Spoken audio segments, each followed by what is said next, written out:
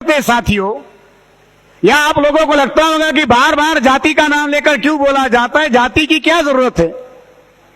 कम से कम backward class के लोगों को तो ये जानने की जरूरत है कि उनके साथ क्या हो रहा है। साथियों, अभी 7 अगस्त हुआ, 4 दिन पहले की बात है। मंडल कमीशन की रिपोर्ट को लागू करके लगभग 29 साल पूरे हुए, और 29 साल होने के बाद में बैकवर्ड क्लास का क्या स्टेटस है साथियों, उसके बारे में मैं कुछ आंकड़े आपके सामने रखना चाहूंगा। 10 जुलाई 2019 को लोकसभा में टीएमसी का एक सांसद था, उसने एक सवाल पूछा भारत सरकार को कि इस देश के सेक्रेटरीट में भारत की जनता की कितनी हिस्सेदारी है। जिसको आप भारत की जनता कहते हो, we the people of India कहते हो, उस भारत की जनता की सेक्रेटरीट में कितनी हिस्सेदारी है। तो आंकड़े साथियों मैं आपको जरा बता दूं, भारत के सेक्रेटरीट में 89 सेक्रेटरी है। जितनी भी मिनिस्ट्रियां है उसमें 89 सेक्रेटरी है। उस 89 सेक्रेटरीट में शेड्यूल कास्ट के हिस्से में 1, यहां जितने शेड्यूल कास्ट के लोग हैं वो सुने, 89 सेक्रेटरीट में शेड्यूल कास्ट का सेक्रेटरी 1, आदिवासियों के 3, और द ग्रेट ओबीसी जो अपने आप को बहुत बड़ा और 30 मार्क का जो अपने आप को मानते कि हम लोग सत्ता में, हमारे राज आ गया, जो घर में बैठकर कश्मीर में प्लॉट खरीदने का प्लान बना रहे, वो बैकवर्ड क्लास के लोगों के हिस्से में कितनी मिनिस्ट्रियां हैं? 89 सेक्रेटरीट में बैकवर्ड क्लास का ओबीसी का जो रिप्रेजेंटेशन है 0। 89 सेक्रेटरी है सेंट्रल गवर्नमेंट के मिनिस्ट्रियों में, और 52% ओबीसी का रिप्रेजेंटेशन है 0। उसके बाद आता है सेक्रेटरी के नीचे एडिशनल सेक्रेटरी, 93 एडिशनल सेक्रेटरी है, शेड्यूल कास्ट के 6, आदिवासियों के 5, और इसमें भी ओबीसी की बहुत बड़ी हिस्सेदारी है। इस बार भी वो पीछे नहीं हटे, इस बार भी 0 है। फिर एडिशनल सेक्रेटरी के नीचे आता है ज्वाइंट सेक्रेटरी, 275 ज्वाइंट सेक्रेटरी की पोस्ट है टोटल। इसमें शेड्यूल कास्ट के हिस्से में 13, आदिवासियों के हिस्से में 9, और बैकवर्ड क्लास के हिस्से में 19। टोटल मिला के 457 secretary, additional secretary and joint secretary की पोस्ट है। शेड्यूल कास्ट 20, आदिवासी 17 और ओबीसी 19। तो 457 में एससी एसटी ओबीसी की हिस्सेदारी 56। तो 56 इंच के सीना रखने वाले लोगों के हिस्से में कितना आया? 56। ये भारत का असली चेहरा है। बैकवर्ड क्लास के लोगों को क्या इन आंकड़ों की कोई जानकारी दी जा रही है? जो धारा 370 हटाने के लिए मोदी का बल्ले बल्ले कर रहे, मिठाई बांट रहे, पेड़े बांट रहे, यहां क्या किया जा रहा है उसके साथ? 2015 में ओबीसी के 314 लड़के यूपीएससी पास आउट हुए, और 314 यूपीएससी पास आउट हुए लड़कों को जब डीओपीटी के पास भेजा गया पोस्टिंग के लिए, तो डीओपीटी ने उनको क्रीमिलियर के क्राइटेरिया में फंसाया, और उसमें से 120 यूपीएससी पास आउट कैंडिडेट को क्रीमिलियर में डाल दिया और उनको पोस्टिंग देने से इनकार किया। यही हाल 2018 में हुआ।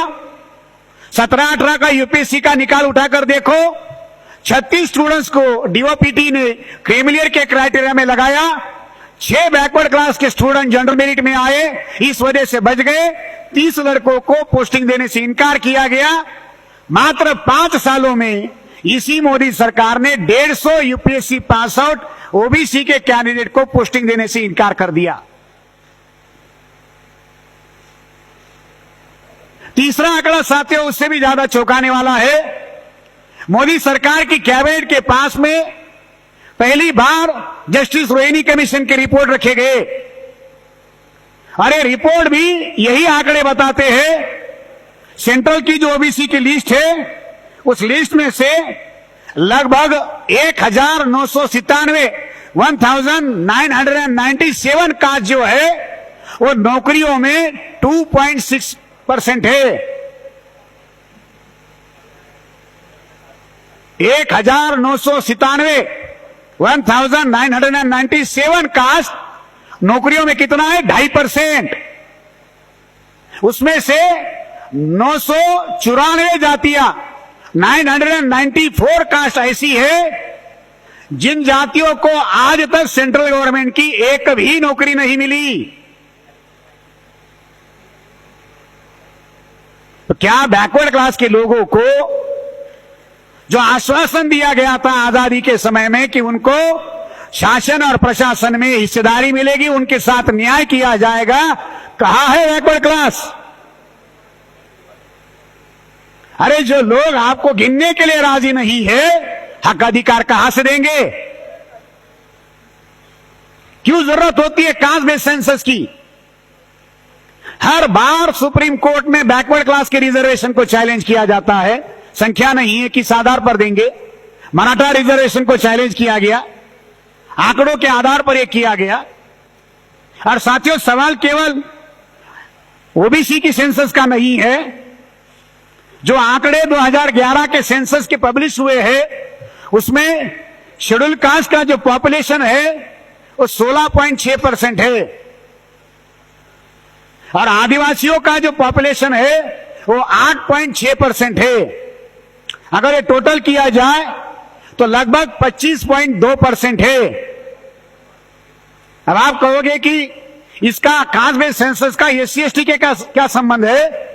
SC/ST के लिए भी ये इतना ही जरूरी है जितना बैकवर्ड क्लासेस के लिए है, क्योंकि SC/ST को संख्या के आधार पर एडिक्वेट रिप्रेजेंटेशन देने का आश्वासन दिया गया है। जब भारत आजाद हुआ तो 12% रिजर्वेशन था। 1971 के बाद इसको 15% किया गया और साथियों 71 से लेके 2021 तक लगभग हम ये कह सकते कि 50 साल का समय हुआ।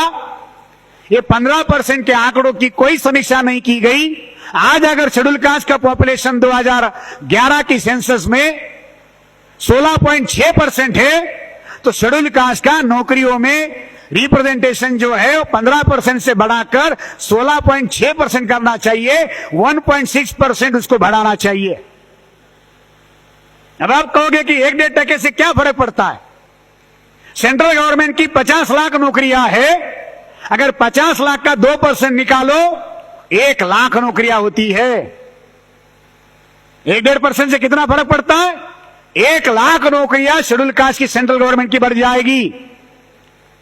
आदिवासियों की 8.6% सेंसस हुई, आदिवासियों को 7.5% दिया जा रहा है। अगर आदिवासियों की हिस्सेदारी बढ़ाई जाए तो आदिवासियों की 50,000 सीटें बढ़ सकती है नौकरियों की। लगभग 1.5 लाख सीटें, 1.5 लाख नौकरियां SC/ST की बढ़ जाएगी। मगर SC/ST को इसके बारे में बताया नहीं जा रहा। तो ये सेंसस का मामला साथियों केवल शेड्यूल कास्ट, केवल ट्राइब या केवल बैकवर्ड क्लास के साथ जुड़ा हुआ नहीं है। ये भारत की सारी जो शोषित जातियां हैं, उन जातियों के हक अधिकार से जुड़ा हुआ है। बजट के लिए जरूरी आंकड़े, डेवलपमेंट के लिए आंकड़े चाहिए, प्लानिंग के लिए आंकड़े चाहिए।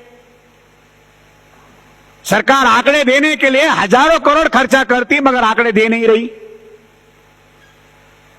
अब जब आपके आंकड़े ही सरकार के पास नहीं है या वो आंकड़े गिनना नहीं चाहती, तो फिर बैकवर्ड क्लास के साथ आजादी के नाम पर या 70 साल के बाद में क्या होगा? 10% आरक्षण देने के लिए ब्राह्मणों ने जितनी जल्दबाजी की, 15 दिनों के अंदर राष्ट्रपति के द्वारा ऑर्डर निकाला गया, 2 लाख नई सीटें बढ़ाई गई, उसके लिए बजट एलोकेशन किया गया। 10-15 दिनों के अंदर ब्राह्मणों को, सवर्णों को आरक्षण देने के लिए इतनी तैयारियां होती है, तो बैकवर्ड क्लास के लोगों को अधिकार देने के लिए क्यों नहीं होता? 2011 में मामला बना था, उसके साथ धोखा हुआ। 2021 में भी बैकवर्ड लोगों के साथ में धोखा होने की संभावना है। मगर अगर उस धोखे को रोकना है तो साथियों हमें बहुत बड़े पैमाने पर इसके लिए लड़ने की तैयारी करनी होगी। माननीय राष्ट्रीय अध्यक्ष जी ने अभी यहां चर्चा करते हुए जब हम अंदर थे तो एक बड़ा निर्णय वहां पर उन्होंने बताया, एक बड़ी घोषणा अभी आज या आज मंच पर से शायद वो कर सकते हैं कि ईवीएम का भंडाफोड़ करने के लिए जैसे परिवर्तन यात्रा की गई, वैसे भारत में रिजर्वेशन पॉलिसी को लेकर कितना धोखा हुआ और ये बैकवर्ड क्लास की सेंसस और जातीय आधारित गिनती के सेंसस को लेकर भी एक विशाल परिवर्तन यात्रा करने की बात उन्होंने वहां पर कही। और मैं ऐसे मानता हूं कि आज में ये सबसे बहुत बड़ा महत्वपूर्ण निर्णय होगा। ओबीसी आज की स्थिति में पूरी तरह से लीडरलेस स्लॉट में कन्वर्ट हो गया है। कैबिनेट में ओबीसी की कितनी हिस्सेदारी है और जिन लोगों को ओबीसी के नाम पर हिस्सेदारी दी गई है, क्या वो ओबीसी के वास्तविक प्रतिनिधि है? क्या वो बैकवर्ड क्लास के लिए कोई लड़ाई लड़ने का, कोई मामला खड़ा करने के लिए कोई बात कर रहे हैं? नहीं। कोई लीडरशिप सेंट्रल गवर्नमेंट में बैकवर्ड क्लास की नहीं है। वही हालात स्टेट में है, पॉलिटिकल लीडरशिप नहीं है। 13 पॉइंट रोस्टर में बैकवर्ड लोगों के साथ में क्या धोखा किया।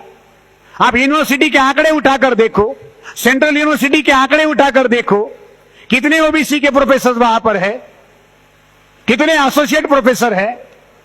गवर्नमेंट के मेडिकल कॉलेज उठाकर देखो, इंजीनियरिंग कॉलेज उठाकर देखो, तो आपको पता चलेगा कि बैकवर्ड लोगों के साथ में क्या हो रहा। तो सरकार क्या करती है, बैकवर्ड लोगों के लिए बढ़िया से बढ़िया घोषणा करती है। राजनाथ सिंह ने घोषणा की कि हम लोग अगली बार जो सेंसस होगा उसमें ओबीसी की सेंसस करेंगे।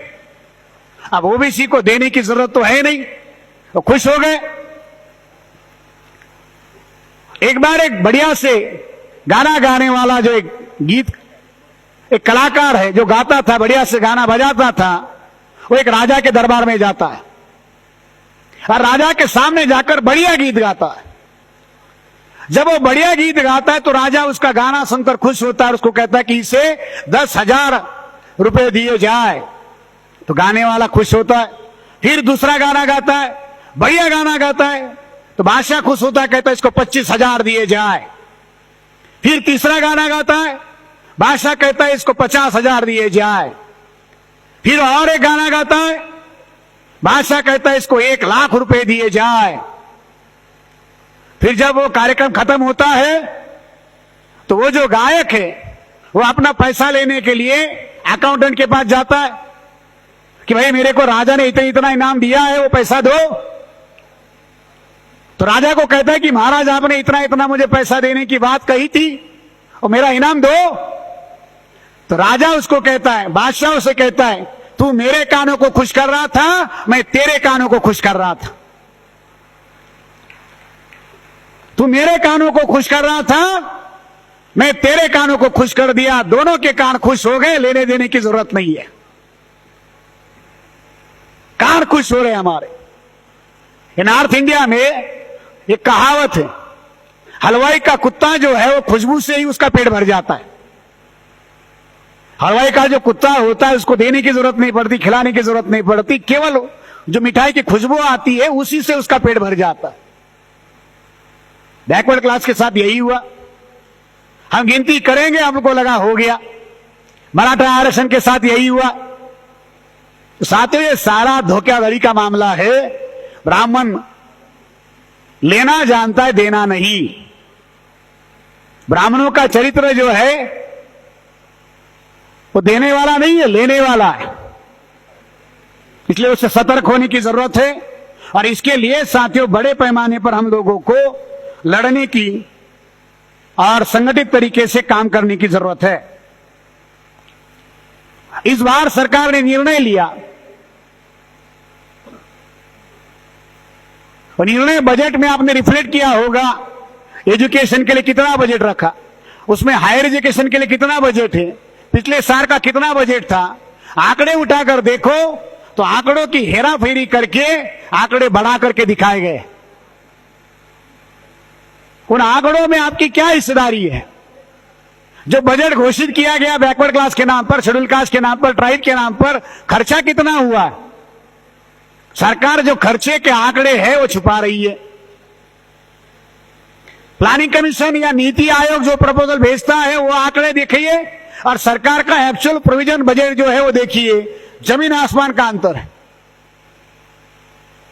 बैकवर्ड क्लास के साथ, शेड्यूल कास्ट के साथ, आदिवासियों के साथ धोखा हो रहा है, माइनॉरिटी के साथ धोखा हो रहा है।